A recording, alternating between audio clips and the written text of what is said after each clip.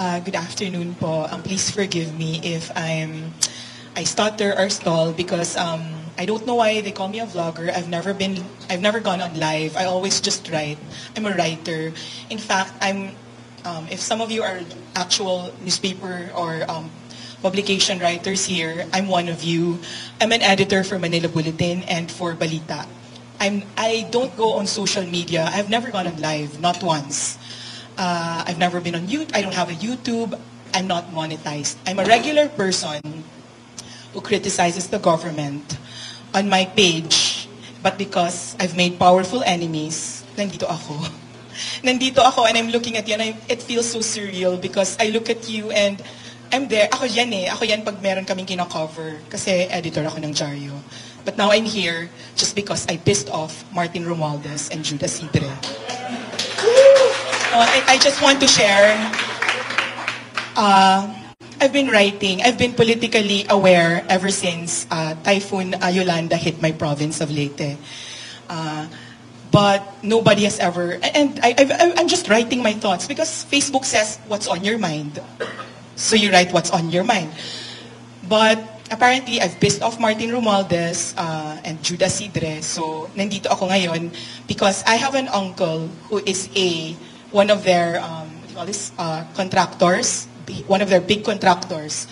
Tapos matagal na akong sinasabihan, tumigil ka na, bumabangga ka sa pader. And the more they tell me that, the more I realize, parang ba't mo ako papatigilin? Wala, kung may problema kayo sa sinasabi ko at mali, then sue me. You have legal remedies. You have defamation, you have cyber libel, the strictest, one of the strictest in the world. Libel, defamation, I've said defamation. So yun, and I just want to say that Martin Romualdez and his Tingog party list has continued to harass me and my family because we're all from Leyte. So they know my family. I just want you to know that because if something happens to me, it's them. Because if Martin calls my place of work, he's that kind of person. Judah Sidre calls my uncles because yung isang uncle ko, what do you call this? Contractor says is mga projects doon. Sinasabihan ako na makakadamay ka sa negosyo namin. And, parang, I don't know why I'm doing this, to be honest, because nakakadamay nga naman ako sa kanila. Pero, we should all learn to fight for our country. Yun lang. Sabihin ko lang yun. Tsaka, very quickly, I just want to share what I wrote because Dan Fernandez would not read it, so I'll read it very quickly on why. Because he dismissed it so easily as freedom of speech. It's not that simple. So I'll read very quickly on why, after careful consideration, I decided not to go. Aside from I know that I'm not going to get a fair, they're not going to listen to us. So first, I am not a vlogger. As I told you, I do not do lives. I do not have YouTube. I only have my Facebook. All my followers there, and DICT can check it, and BI Cybercrime can check it. They're all real. I've never paid for a follower. So, I'm not monetized. So I don't know kung ano yung basihan nila na gagawin ka just because I have followers. Social media vlogger na ako.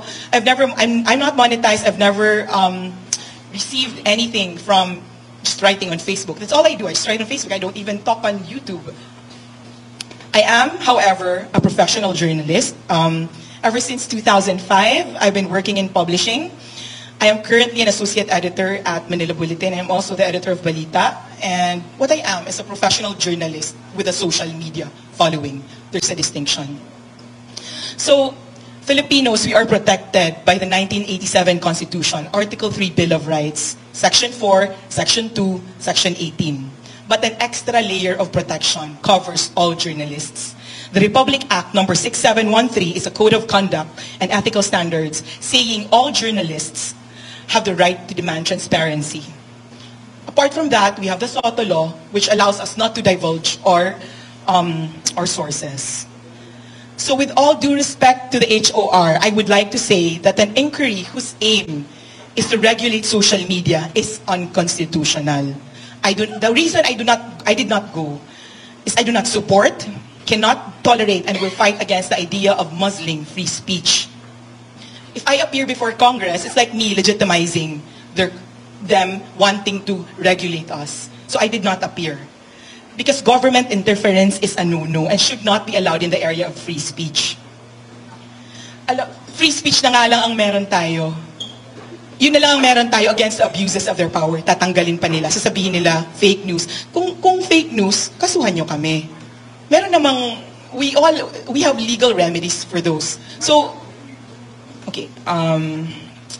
So I would also like to remind the House of Representatives that power is not forever.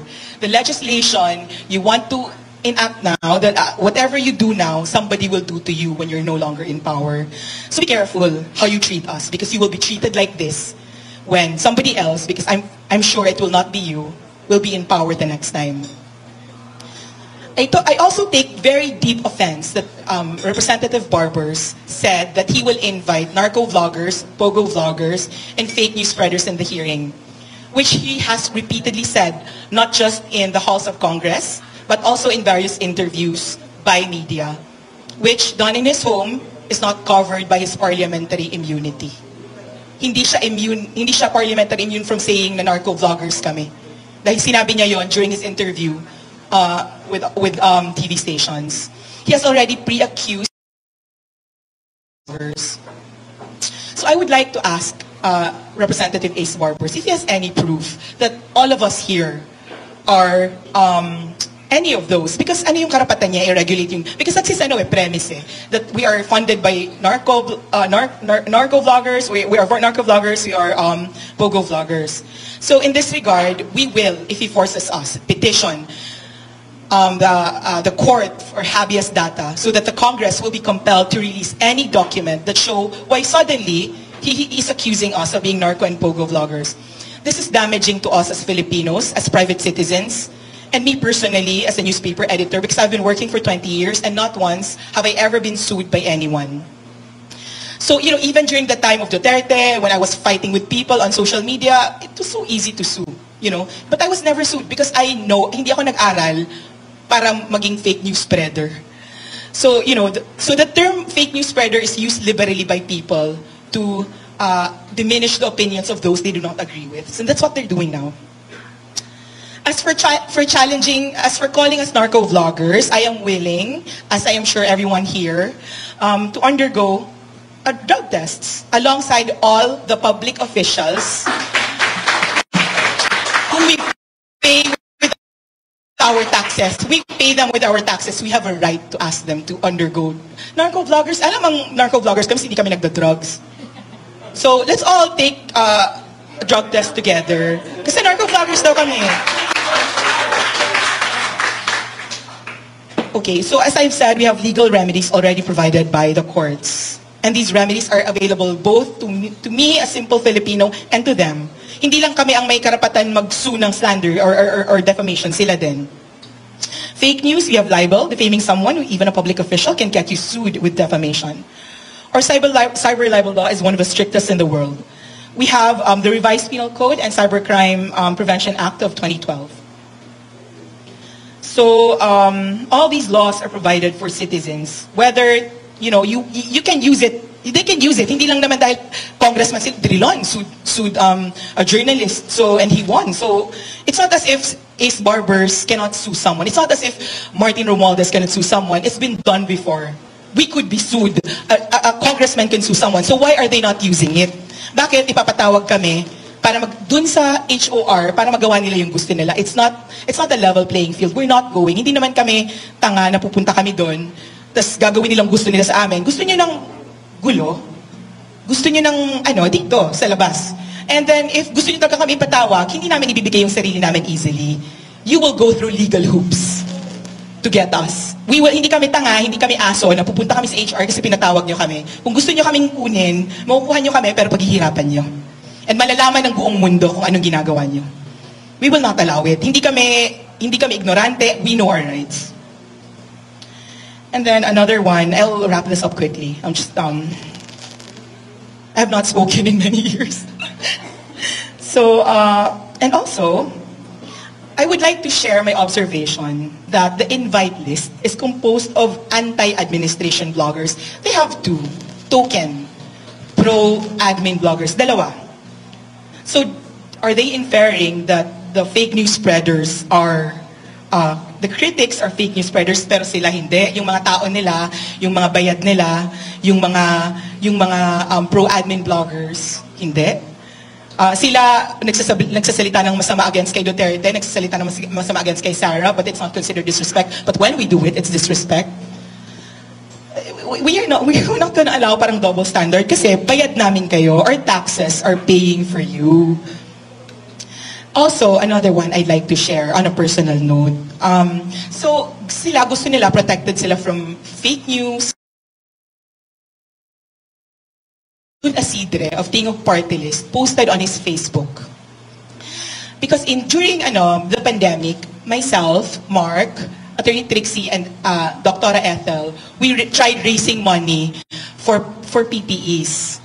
Tapos, sinabi namin dun sa Duterte administration that whatever we raise na money, ibibigay namin sa inyo so that you have extra money. Kasi nung time na yon, everybody was panicking. I didn't think we had enough money. Tapos, hanggang umabot kami kay Sec Sonny ng Department of Finance, and he said, hindi namin tatanggapin yan kasi matatay up yan sa red tape because whatever we buy, ang pinaka-best is the time na ang hirap-hirap makabili ng PPE. You find a way to buy and then kayo na mag-distribute sa hospitals, which we did. To just destroy my credibility and reputation just because I attacked his boss, Martin Romualdez, Jude Asidre posted that I stole the money. Parang he said, oh really, ganyan-ganyan. But the thing is, kahit disorganized ako, organized sila. So lahat ng nag-receive, we have pictures, we have like, and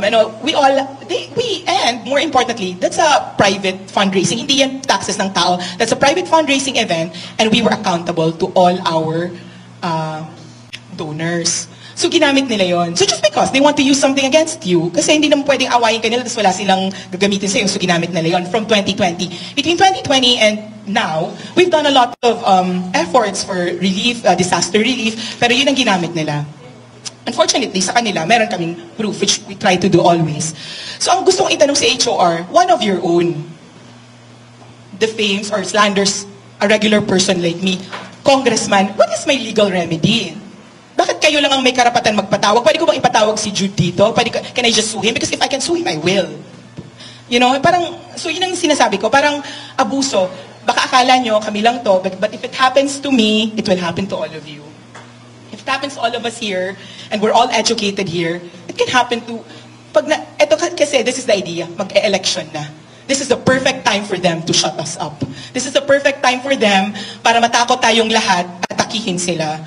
Pero we cannot do that, not just for ourselves, but for our children. Kasi we cannot allow them to just do whatever they want without them being checked. Kasi sa kanila na lahat eh. Executive, legislative, sana yung judicial, hindi. Pero pag party tayo, pinatahimik, wala nang mangyayari sa Pilipinas. And you know, some of us can turn a blind eye, some of us hindi natin kaya i-switch off yung passion natin for loving this country. Sorry about this, I'm not very used to speaking. So, lastly, ang sabi nila, ang issue nila, troll farms. We have proof about troll farms. Ang mga pages nila, pag binasa ninyo, it's trolls. Kahit sinong Pilipino na hindi magaling sa social, you don't have to be an expert to identify trolls. But they're not in the listed invitees. Kami, na we all have our faces, we show our faces, you know who we are, we don't have anything to hide. We're the trolls. But the people they employ, and we know who they are, and we will reveal their names in Congress, in HOR. Yung mga binabayaran ninyo, yung mga heads ng social media pages ninyo na dati ganito lang ang buhay, tapos ngayon sobrang social na, we know who they are, we know how much they pay the troll farms. So, bakit kami ang nandito? Pero sila na, kung concerned kayo sa troll farms, wag kayo, ipatawag nyo din yung mga taong binabayaran ng mga kaalyado ninyo because it's not fair. So just to reiterate, the reason that I am not going and I will not go until the Supreme Court forces me to is that, there's a law or whoever tells us to go, but they're not going to get us that easy, is that first, to reiterate, we refuse their invitation because the hearing to regulate social media, the regulating social media, i.e. free speech, is against my principles, against the Constitution, is biased and targets only critics, very obviously, And it is irrelevant to me because I am not a social vlogger, more so a narco or pogo-funded vlogger. Meanwhile, we have to fight for this country, for every Filipino, rich or poor, with 1 million followers or with 1 follower, against the government or pro-government. Because as Voltaire said, and as the President Duterte kept repeating, I may not agree with what you say, but I will defend your right to say it. So we will exhaust all legal remedies to protect our right for free speech, our right to criticize, and we will use our voices, and we will not waver, even in the face of threat and intimidation. Thank you.